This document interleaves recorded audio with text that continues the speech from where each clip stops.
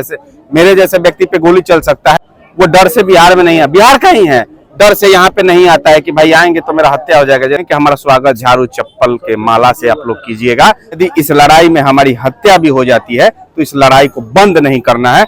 उज्जवल जी, एक गांव में सभा था आपका, लगातार सभाएं जो है गांव सुदूर इलाके में हो रहा है, इसके बाद भीड़ हर जगह हम लोग देख रहे हैं कि काफी ज्यादा आ रहा है। आपका भाषण सुन के आज लोग रोने लगे, हम लोग देख रहे थे, हर किसी की आंखें नम हो गई।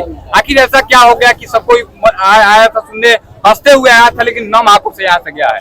देखिए, दुर्भाग्य था, लोगों का प्यार था कि लोग आया था मुझे सुनने। लेकिन कल रात मेरे ऊपर गोलीबारी का घटना हुआ था, वो घटना हम न चाहते हुए भी अपने लोगों के बीच में रखे हैं। और इसलिए नहीं रखे हैं कि लोगों को दुखित करना चाह रहे थे, हम इसलिए रखे हैं कि हम जो कारवा को शुरू किए हैं उस कारवा को अंत ना हो।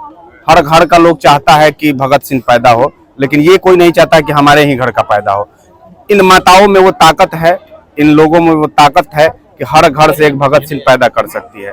तो हम अपने माताओं के बीच में ये अपना विचार रखे हैं कि यदि इस लड़ाई में हमारी हत्या भी हो जाती है तो इस लड़ाई को बंद नहीं करना है। और लोगों ने हमें पुरजोर आश्वासन दिया है ये लड़ाई आप अभी किसी राजनीतिक पद पे नहीं है, इसके बाद भी लोग हर सभा में आते हैं, सुनते हैं और सुन करके मतलब बहुत जोरदार तरह से समर्थन देते हैं आपको।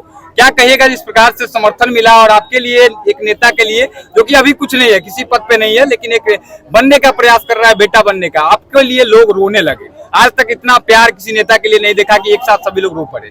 देखिए, लोगों का प्यार है और लोग प्यार करते हैं हमसे इस वजह से भी आते हैं। और दूसरा कि मातृशक्ति यहाँ पे सबसे ज्यादा प्रताड़ित होते हैं।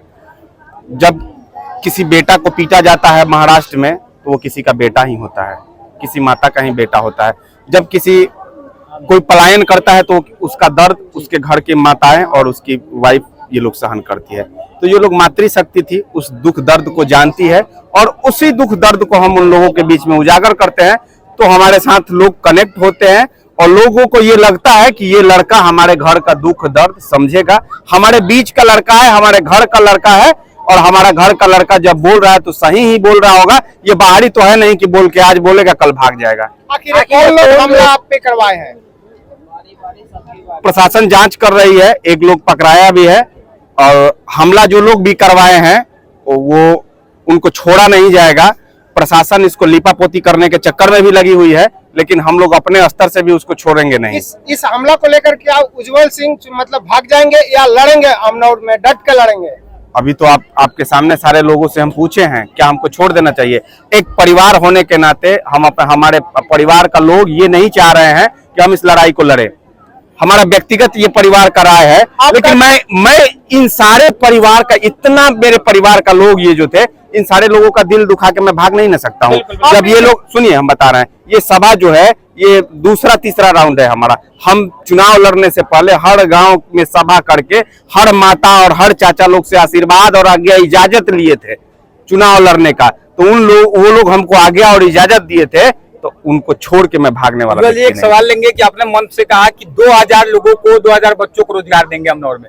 क्या चुनाव जीतते हैं? चूंकि आपका जो मजबूती से दावेदारी है, सबसे मजबूत दावेदारी अमनौर से आपकी दिख रही है, इसलिए हमले भी हो रहे हैं। आप भी जानते हैं, अमनौर के लोग भी जानते हैं। क्या चुनाव जीतने के बाद 2000 बच्चों को रोजगार देंगे या फिर बाकी नेताओं की तरह आप भी अपने आप फरार हो जाएंगे? देखिए, लोगों को भरोसा है कि हम रोजगार देंगे, दे भी रहे हैं। चुनाव लड़ने से पहले 100 लोगों को रोजगार देंगे, आपको बोले हैं कि वादा किए हैं कि नॉमिनेशन फाइल करने से पहले गिनवा देंगे कहाँ दिए हैं, और दिया जा सकता है। बहुत सारा सेक्टर दे चुके हैं रोजगार, 70-80 लोगों को दे चुके हैं। बहुत सारा सेक्टर है जहाँ पे रोजगार दिया जा सकता है। लोगों का इच्छा शक्ति नहीं है, लोग चाहता नहीं है कि यहाँ का लोग शिक्षित हो, यहाँ का लोग रोजगार करने वाला हो।